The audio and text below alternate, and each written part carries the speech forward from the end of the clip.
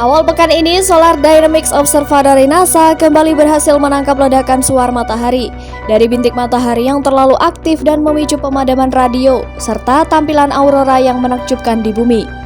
Pesawat ruang angkasa yang mengamati bintang induk bumi dari 22.000 mil atau 36.000 km di atas permukaan planet menangkap suar yang diklasifikasikan sebagai tipe M berkekuatan sedang pada 31 Maret 2022 pukul 14.35 EDT.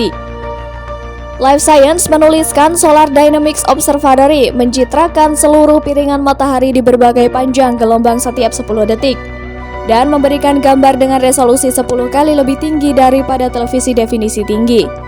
Gambar berwarna ini secara khusus menunjukkan suar di bagian ultraviolet ekstrim dari spektrum yang menyoroti suhunya yang tinggi.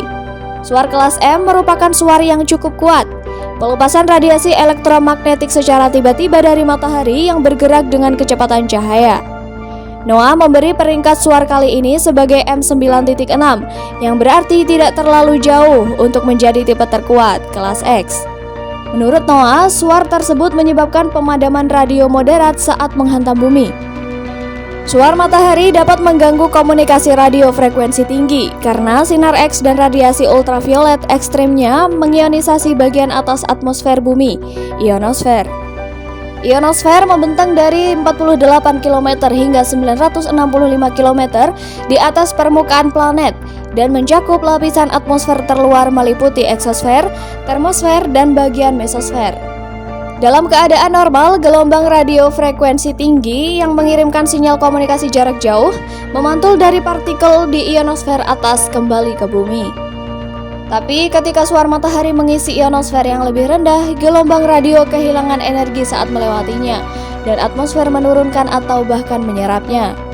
Menurut peramal cuaca nasional Inggris Met Office, pemadaman listrik sedang dapat mengganggu komunikasi selama puluhan menit. Ionisasi juga dapat mengganggu transmisi sinyal dari satelit navigasi, seperti jaringan GPS Amerika Serikat. Bintik matahari kompleks secara magnetis yang disebut 2975 yang melahirkan suar terbaru telah menyemburkan sekitar 20 suar matahari selama seminggu terakhir, termasuk suar kelas X yang meledak dari matahari pada 30 Maret lalu. Beberapa dari flare ini telah disertai dengan coronal mass ejection, yang merupakan pengusiran plasma magnet dari atmosfer atas matahari. CME berjalan jauh lebih lambat daripada flare dan biasanya mencapai bumi dalam beberapa hari setelah terbentuk. Ketika CME tiba, itu dapat mengganggu medan magnet planet, memicu tampilan aurora yang indah. Suar kelas M tambahan mungkin terjadi karena bintik matahari 2975 belum menunjukkan tanda-tanda memudar.